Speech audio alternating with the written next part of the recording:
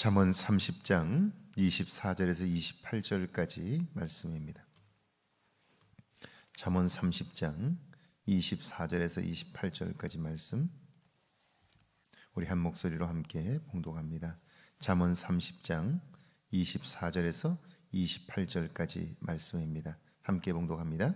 땅의 작고도 가장 지혜로운 것 넷이 있나니 곧 힘이 없는 종류로되 먹을 것을 여름에 준비하는 개미와 약한 종류로되 집을 바위 사이에 짓는 사반과 임금이 없으되 다 때를 지어 나아가는 메뚜기와 손에 잡힐만 하여도 왕궁에 있는 도마뱀이니라. 아멘.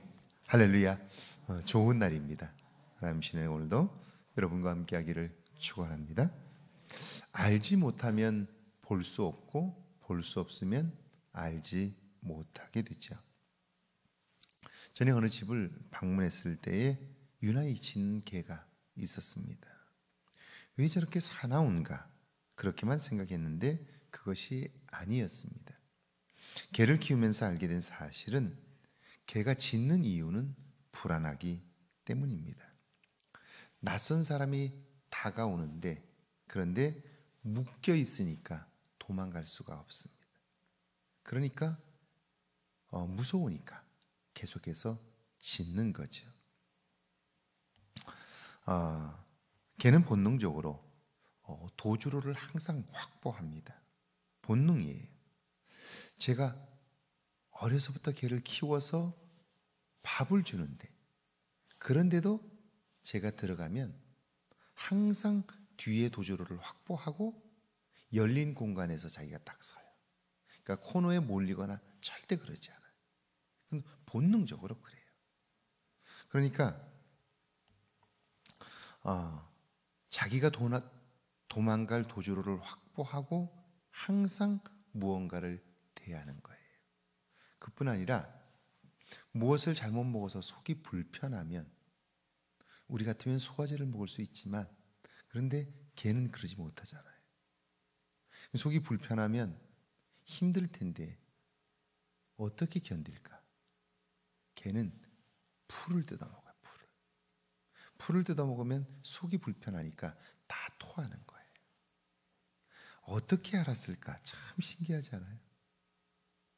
누가 가르쳐준 것도 아닌데 속이 불편하면 풀을 뜯어먹고 속에 있는 것을 다 토함으로써 위를 비워서, 그래서 불편함을 극복해 가는 거예요. 개를 키우면서 보니까 신기한 것이 한두 가지가 아닙니다. 하나님이 하신 놀라운 일들이죠. 근데 개만 그런 게 아니고 우리 주변에 이렇게 생명체들 중에 이런 신비한 것들을 가지고 있는 것들이 너무 많은데, 오늘 성경은 지혜라고 말씀을 해요. 우리 눈에 작고 쓸모없어 보이는 것들이 많이 있지요. 지렁이가 그런 것 중에 하나입니다. 냄새나고 징그러워서 그저 낙심있기밖에 쓸모가 없다, 그렇게 생각하지만 아닙니다. 지렁이가 흙을 먹고 배설하기 때문에 땅이 비옥해집니다. 그리고 부드러워지는 거예요. 땅 속에 만약 지렁이가 없다면 땅은 점점 딱딱하게 굳어질 것이고요. 그리고 그렇게 그 기름진 땅으로, 부드러운 땅으로, 생명을 키워내는 땅으로 있을 수가 없게 되는 거죠. 어쩌면 그 속에 수많은 미생물들과 생물들이 땅을 비옥하게 하고, 그래서 씨를 심으면 싹이 나도록 할까? 우리는 상상할 수 없지만 하나님께서 땅을 창조하실 때 이 모든 생명의 역사들을 이루어 놓으신 거죠. 오늘 성경에 보니까 땅의 작고도 지혜로운 것 넷이 있나니 이렇게 말씀해요. 성경은 작기 때문에 사람들의 주목을 받지 못하지만 그러나 그들이 가진 지혜를 보고 배우라고 말씀해요. 작은 것에도 관심하면, 겸손하게 그걸 관찰하면 놀라운 지혜를 얻을 수 있다. 왜냐하면 하나님께서 그 생명에 담아 놓으신 놀라운 것들을 우리가 관찰하고 보고 배우면 그걸 통해서 우리는 정말 많은 것들을 배우고 알 수 있다라고 말씀하는 거죠. 그 첫 번째가 지혜를 전할 생명이 개미입니다. 힘이 없는 종류로 돼 먹을 것을 여름에 준비하는 개미와 이렇게 되어 있죠. 개미는 힘이 없기 때문에 겨울을 만나면 죽습니다. 살아날 가능성이 없어요. 그런데 개미에게는 여름에 겨울을 준비하는 지혜가 있고 그곳으로 잔혹한 겨울을 건널 수 있다는 거죠. 많은 사람들이 살아가는 동안 내일을 준비하지 않아요. 내일 새롭게 되기를 원하면서도 오늘 준비하지 않아요. 오늘을 어제하고 똑같이 살면서 내일 새로운 무엇인가 벌어질 거라고 생각한다면 그것은 착각이에요. 개미는 땀을 흘리며 여름에 수고하는데 이유는 겨울이 온다는 사실을 알기 때문이에요. 이것이 지혜인 것이죠. 두 번째는 사반입니다. 사반은 토끼처럼 생긴 생명으로 공격 무기나 방어 무기를 전혀 가지고 있지 않습니다.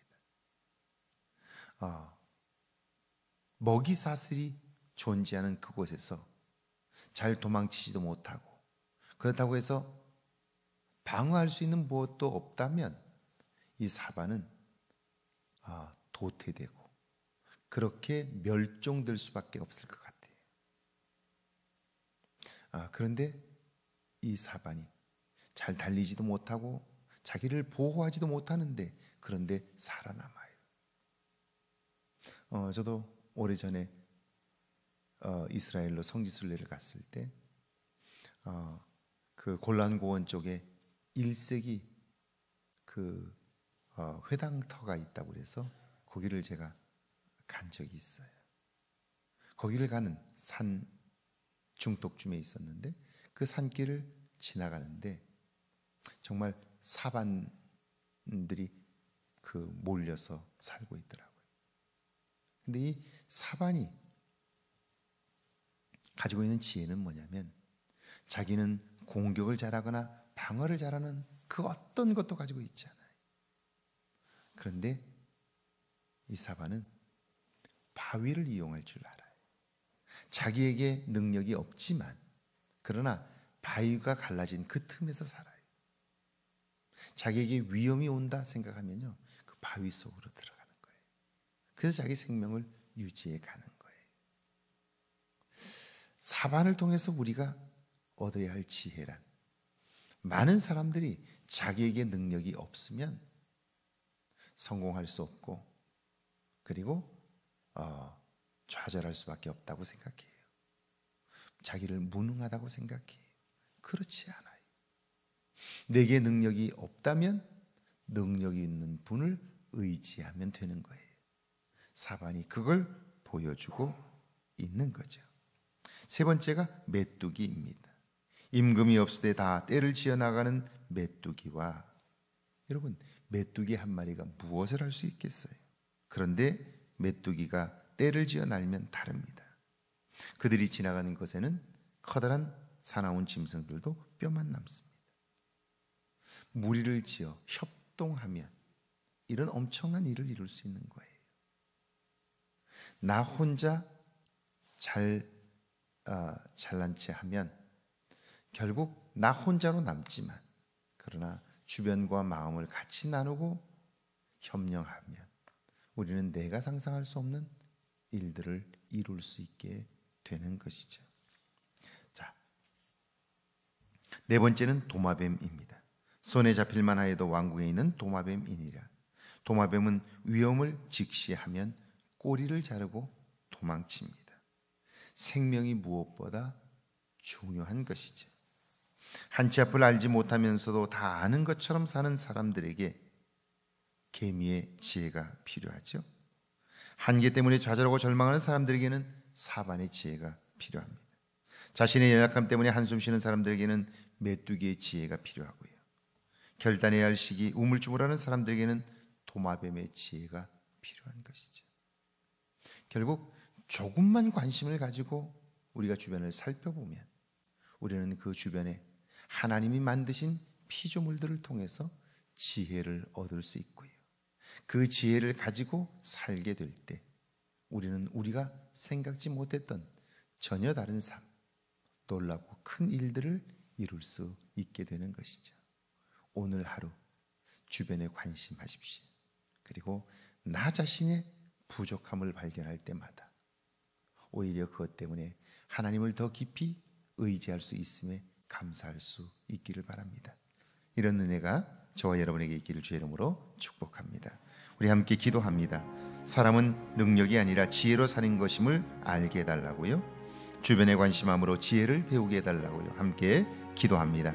하나님, 이 아침도 저희를 깨워주시고 하루를 찬송과 기도로 말씀으로 시작하게 하시니 감사합니다. 사람이 능력으로 사는 것 아니라 지혜로 사는 것임을 알게 하옵소서. 그리하여 이 땅을 사는 동안 하나님 주시는 지혜와 능력 안에서 살게 하시고 하나님의 거룩함을 쫓아 살게 하옵소서.